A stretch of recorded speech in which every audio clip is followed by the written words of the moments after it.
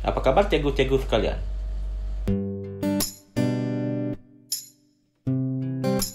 Pada hari ini, cikguku sedia membantu. Terimalah.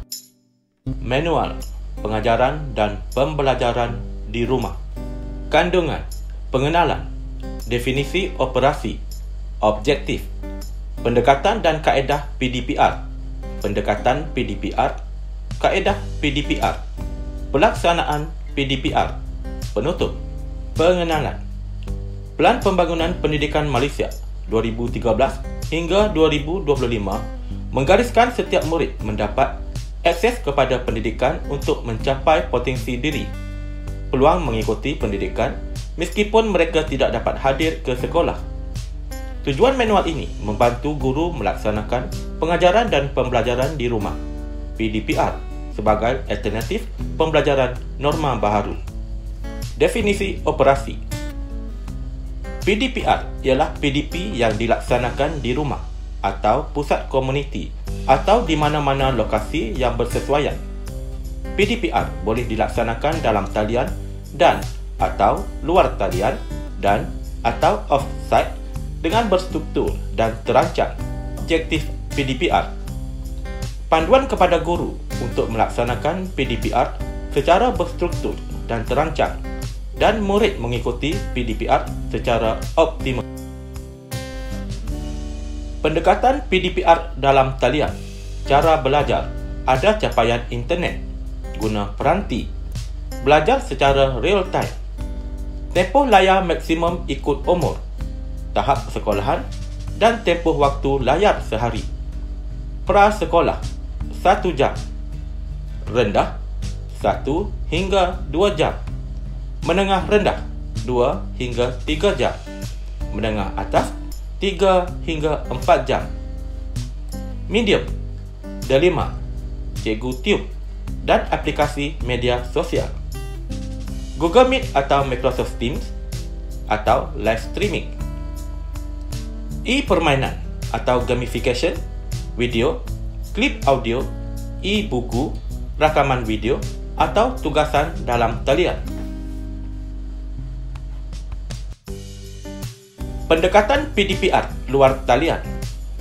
Murid belajar menggunakan peranti seperti komputer riba, tablet atau telefon pintar tanpa capaian internet. Pendekatan PDPR secara off-site. Tempat, premis yang diisytiharkan sebagai pusat pemindahan sementara akibat bencana atau wabak, dan pusat komuniti. Sila rujuk Surat Siaran Kementerian Pendidikan Malaysia Bilangan 8 2016 Garis Panduan Pengurusan Pengajaran dan Pembelajaran Akibat Bencana. Kaedah PDPR menggunakan modul. Dirancang secara berstruktur untuk memenuhi keperluan mata pelajaran. Perkara yang perlu ada di dalam modul. 1. Sasaran. Prasekolah, rendah, menengah. 2. Tajuk atau tema modul.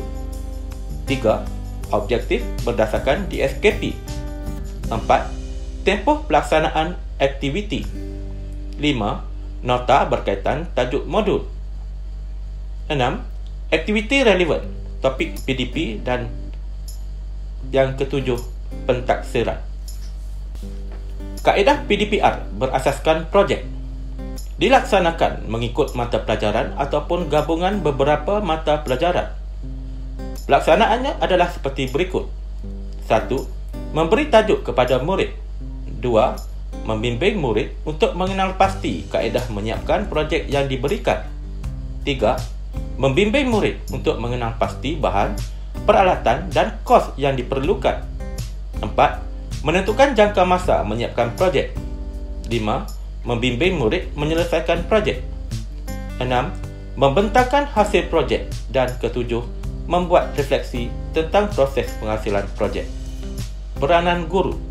Menyusun semula rancangan pengajaran tahunan RPT berdasarkan dokumen standard kurikulum dan pentaksiran DSKP dan takwim persekolahan yang berkuat kuasa. Merancang RPS berdasarkan RPT yang telah disusun dan jadual waktu PDPR supaya kandungan kurikulum dapat dilaksanakan secara optimum. Menentukan kaedah penyampaian yang fleksibel mengikut situasi semasa dengan mengambil kira sumber yang ada pada murid. Menyediakan bahan yang mudah didapati, diakses dan bersesuaian dengan kaedah PDPR yang digunakan. Memastikan murid mendapat tugasan atau latihan yang dirancang oleh guru. Menggunakan pelbagai kaedah pentafsiran seperti kuis, tugasan atau latihan dan projek untuk menentukan pencapaian murid. Mengadakan perbincangan dengan ibu bapa atau penjaga untuk menyokong pembelajaran murid di rumah dan merekodkan pelibatan murid dalam PDPR menggunakan kaedah yang bersesuaian. Peranan pentadbir. Memastikan perancangan dan pengurusan PDPR dilaksanakan dengan teliti, cekap dan berkesan untuk mengelakkan pertindanan masa antara mata pelajaran dan lambakan tugasan atau latihan kepada murid. Mengatur jadual pembelajaran yang fleksibel bagi menguruskan aktiviti PDPR yang berkesan dan memantau PDPR yang dijalankan dan memberikan sokongan yang bersesuaian kepada guru. Peranan ibu bapa atau penjaga. Membantu anak atau anak jagaan mendapat maklumat berkaitan sesi PDPR ataupun arahan atau tugasan atau kerja rumah yang diberikan guru dan membantu anak atau anak jagaan mengakses delima TV pendidikan, EduWeb TV atau koleksi video dan Cikgu Tube. Penutup, manual PDPR ini merupakan panduan kepada guru untuk melaksanakan PDPR secara berstruktur dan terancang supaya murid dapat mengikuti PDPR secara optimum. Kejayaan PDPR murid memerlukan sokongan semua pihak iaitu KPM, JPM, PPD, sekolah, guru, ibu bapa atau penjaga dan komuniti. Semoga kita menjadi seorang individu yang baik, bijak, sihat, selamat dan gembira. Sekian daripada Cikguku. Jumpa lagi. Bye-bye.